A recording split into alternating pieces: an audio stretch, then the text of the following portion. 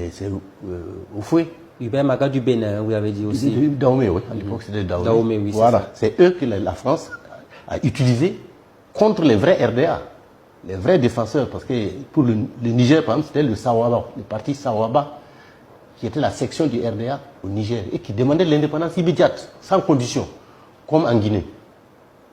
Et ils ont été mis de côté.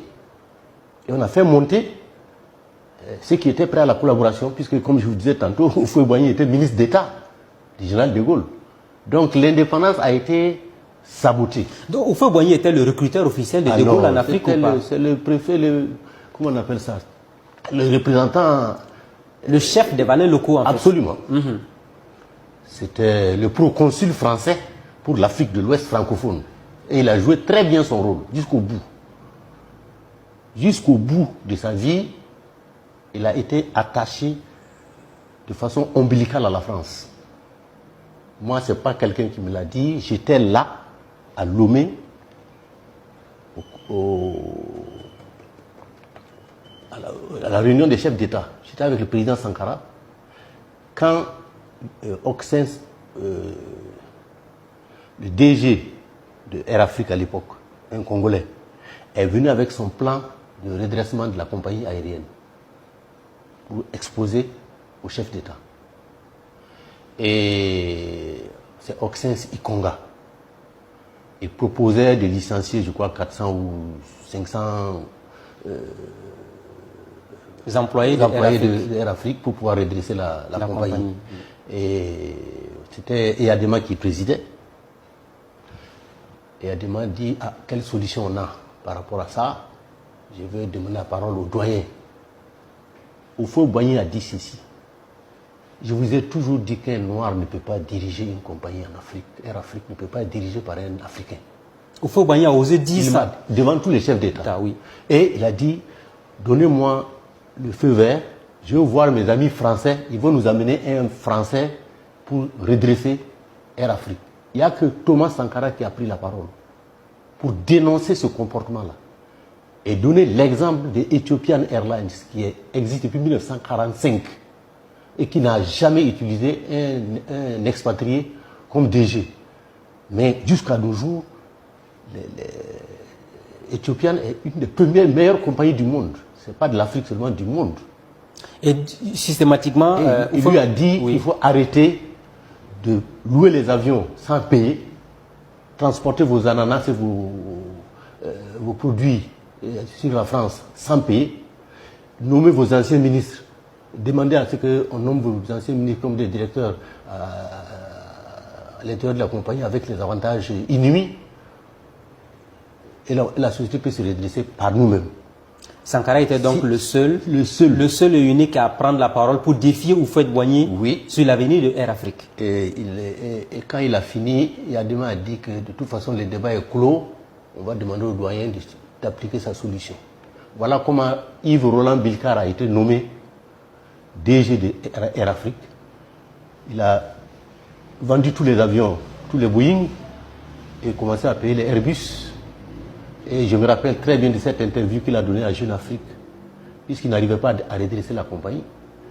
Il dit que lui, il croyait il ne savait pas que les Africains ne voyagent pas, mais les Africains déménagent. Parce qu'il faut doubler le poids de bagages, les kilos de bagages par passager. Alors que, d'autre part, les techniciens d'Air Afrique disaient à l'époque que Airbus n'avait pas de... comment ils appellent ça? La soute à bagages ne contenait pas beaucoup. Donc, on était obligé d'affréter 2 avions pour New York. Un avion qui part avec les passagers et un autre qui part avec les bagages. Évidemment, ça veut dire que la compagnie va tomber. En fait, il est venu pour tuer la compagnie. Bien sûr, et il a réussi sa mission. Il a réussi sa mission. Alors, on continue l'émission avec vous. Les gens se sont demandé même comment Maurice Amégo est parvenu à être finalement président de la Haute-Volta. Écoutez, ça, c'est chez Houphouët que ça s'est réglé. Hein. C'est Houphouët-Boigny qui a fait de Maurice Amégo. Qui a fait de Maurice Amégo ce qu'il était. Si vous lisez Albert Salfo Balima, c'est écrit ici noir sur blanc. Le premier gouvernement de Haute-Volta, Maurice Amégo, il a été composé dans le salon de Houphouët-Boigny. Avec Orange Michel, qui était un capitaine français, qui était député de la Haute-Volta, et Houphouët-Boigny. Et Houphouët lui a dit, je t'avais bien dit de ne pas chasser l'armée française. Et De Gaulle a refusé de se mêler de ça. Donc, c'est une lecture en l'envers a fait comprendre aux autres chefs d'État qu'il ne faut pas toucher aux Français, à l'armée française. Sinon, il faut que quand tu auras des ennuis, tu seras seul face à la rue. C'est ce qui s'est passé dans des pays comme la Centrafrique. On a ramené des présidents de Paris à Bangui dans des avions militaires français. Ça, c'est connu. Moi, je ne peux pas me sentir plus proche de la France que du Togo ou du Ghana ou du Mali. Non. Pourquoi nous n'avons pas maintenu l'Afrique occidentale française et que les hauts feux ont été utilisés pour balkaniser l'Afrique francophone? Pourquoi? Parce que c'était divisé pour régner. C'était plus simple. Non, nous choisissons de dire que c'est un mot invariable. Le citoyen de notre pays s'appelle burkinabé. La femme, l'homme, l'enfant, même chose. Il n'y a pas de masculin, féminin dedans. Et ça, c'est nous qui décidons.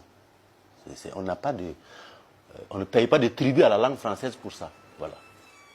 On a commencé par le président Houphouët-Boigny. Moi, j'allais le voir souvent en tant que ministre des Affaires étrangères. Et il n'a jamais voulu prononcer Burkina Faso. Il disait Burkina, votre affaire, Burkina Faso, quoi là, Burkina Faso, des choses comme ça. Avec l'air de... Si. Ça a commencé par notre voisin immédiat.